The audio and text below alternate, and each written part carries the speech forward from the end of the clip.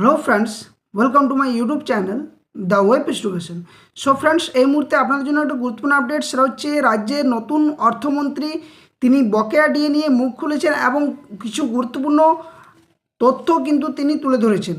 যেখানে বলা হয়েছে যে 22শে জুন যে বাজেট, সে বাজেটে কি মিলবে রাজ্যের কর্মচারীদের সুখবর, বকেয়া ডিএ কবে দেওয়া হবে এবং সরকারি কর্মচারীদের জন্য বড় কী ইঙ্গিত দিয়েছেন তিনি, সমস্ত তথ্য এই ভিডিওর মধ্যে দিয়ে আপনার সামনে তুলে ধরার চেষ্টা করব।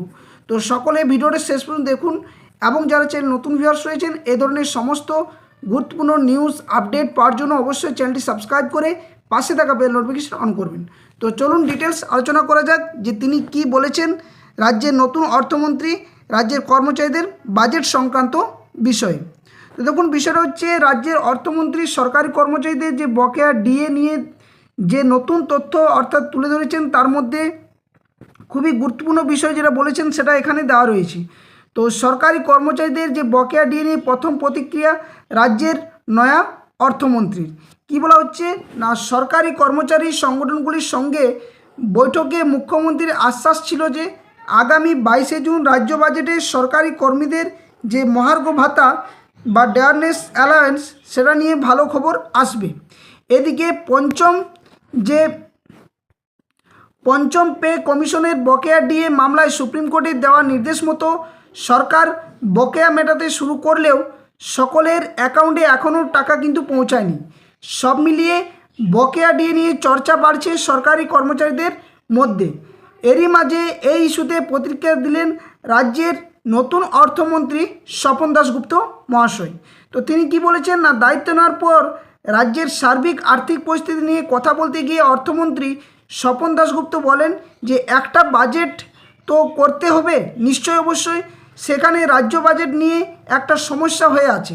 জিএসটি তো আর আমাদের হাতে নেই, বলতে খারাপ লাগে। আমাদের এখানে মূল টাকার উৎস হলো মদ আর পেট্রোল, তাই এখন আমাদের ইনকাম বেসটা বাড়াতে হবে। নেক্সট তিনি কি বলেন না, তিনি বলেন যে রাজ্যে বিপুল পরিমাণে আর্থিক বোঝা আছে, তা কিছুটা প্রশমিত করতে কেন্দ্রের থেকে কিছু অর্থ সাহায্য পাবো বলে আশা করি। সকলের সঙ্গে কথা বলে আগে সমস্যাগুলি তো জানি, তারপর সেগুলোর সমাধান বের করা যাবে। তার মধ্যে আগে সমস্যাগুলো খুঁটিয়ে দেখা প্রয়োজন। তিনি আবার বলেন যে এই সময় তিনি বকেয়া ডিএ নিয়েও প্রতিক্রিয়া দিয়েছেন অর্থমন্ত্রী, তবে বকেয়া ডিএ যে প্রসঙ্গে সরাসরি কোনো সময়সীমা তিনি কিন্তু জানায়নি। তিনি কি বলেছেন না, তিনি বলেছেন যে রাজ্যের নয়া অর্থমন্ত্রী বলেছেন একদিনে কিছু হয় না, তবে আমি জানি সমস্যাটা কি আছে এবং এটাও জানি যে কতটা হয়েছে আর কতটা বাকি আছে। যদিও ডিএ ইস্যুতে স্পষ্ট করে কিছু বলতে চাননি স্বপন দাশগুপ্ত। অর্থমন্ত্রীর এই বক্তব্যে নয়া সরকারের ডিএ নিয়ে ঠিক কী পরিকল্পনা তা স্পষ্ট কিন্তু হয়নি।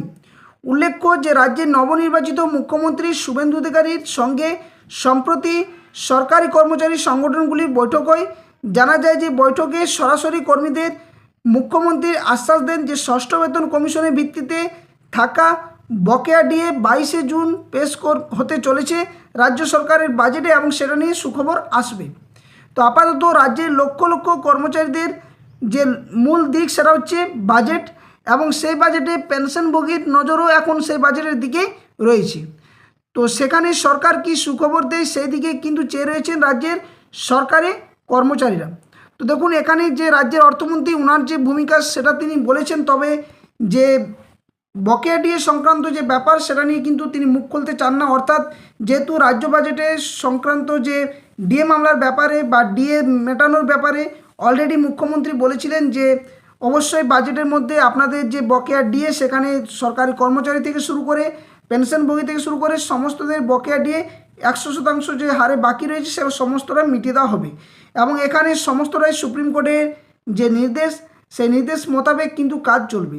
এখন ব্যাপার হচ্ছে যে রাজ্যের কর্মচারীদের যে বকেয়া ডিএ সেটা যে 25% হারে সুপ্রিম কোর্টে দেওয়ার কথা, সেটা আদৌ কি প্রথম কিস্তিতেই মেটাবে নাকি বিভিন্ন কিস্তি অনুযায়ী দেওয়ার চেষ্টা করা হবে। তো এটা নিয়ে এখনও পর্যন্ত কোনো অবকাশ ঘটেনি বা কোনো সংবাদ মাধ্যমে এ নিয়ে কিছু কথা ওঠেনি। তবে বাজেট যে 22শে জুন পেশ হতে চলেছে সেখানে কিন্তু আর দিন নেই, আর মাত্র হাতে 7টা দিন, তারপরে কিন্তু রাজ্য বাজেটে সমস্ত কিছু তথ্য একটার পর একটা কিন্তু উঠতে চলেছে। এখন দেখার বিষয় যে গ্র্যান্ড ইন এড কর্মচারী যারা রয়েছেন তাদের বকেয়া ডিএ কবে দেওয়া হবে, সাথে সাথে পেনশনভোগী যারা রয়েছেন অনেকেই কিন্তু কেএমসি যে সমস্ত এলাকাতে রয়েছেন ওনাদের কিন্তু বেতন বা বকেয়া ডিএ এখনও পর্যন্ত কিন্তু আসেনি, এবং এটা নিয়ে বারংবার কিন্তু বিভিন্ন সোশ্যাল মিডিয়া প্ল্যাটফর্মে তথ্য উঠে আসছে যে গ্র্যান্ড ইন এড কর্মচারী বা অনেক পেনশনভোগী যারা রয়েছেন তাদের কিন্তু টাকা ঢোকেনি। সাথে সাথে বিভিন্ন যে বকেয়া ডিএর যে হিসেব সেখানেও কিন্তু একটা গরমিল দেখা যাচ্ছে, হয়তো কারো কিছু পরিমাণে টাকা ঢুকেছে কিন্তু কিছু পরিমাণে এখনও পর্যন্ত আসেনি। তো মুখ্যমন্ত্রী এটা আশ্বাস দিয়েছেন যে যদি কারো সেই সমস্যা থাকে অবশ্যই সেটা নিয়ে আবারও বৈঠক হবে, এবং 100% যে ডিএ সেটা কিন্তু মেটানোর প্রতিক্রিয়া অবশ্যই পাবেন রাজ্যের কর্মচারীরা, এটা কিন্তু জানিয়েছেন। তো অবশ্যই বাজেটের দিকে সকলের নজর থাকবে, তবে আপনাদের যে নিজেদের যে ব্যাংক অ্যাকাউন্ট সেখানে ট্রেজারিতে অবশ্যই আপনারা যোগাযোগ করতে থাকুন, কারণ এই বকেয়া ডিএ এরপর আশা করছি খুব দ্রুত মিটবে বলে একটা আশঙ্কা রয়েছে। তো এই ছিল সম্পূর্ণ তথ্য বা আপডেট। ভিডিওটি ভালো লাগলে লাইক শেয়ার করবেন বাকিদের সাথে, এবং যারা চ্যানেল নতুন ভিউয়ার্স রয়েছেন অবশ্যই চ্যানেলটি সাবস্ক্রাইব করে পাশে থাকা বেল নোটিফিকেশন করবেন। আর ভিডিওর ডেসক্রিপশন বক্সে দেওয়া অফিসিয়াল টেলিগ্রাম চ্যানেল লিঙ্ক এবং অফিসিয়াল ফেসবুক পেজের লিঙ্ক দেওয়া রয়েছে, সেখানে অবশ্যই আপনারা যুক্ত হয়ে যাবেন। ধন্যবাদ, জয় হিন্দ।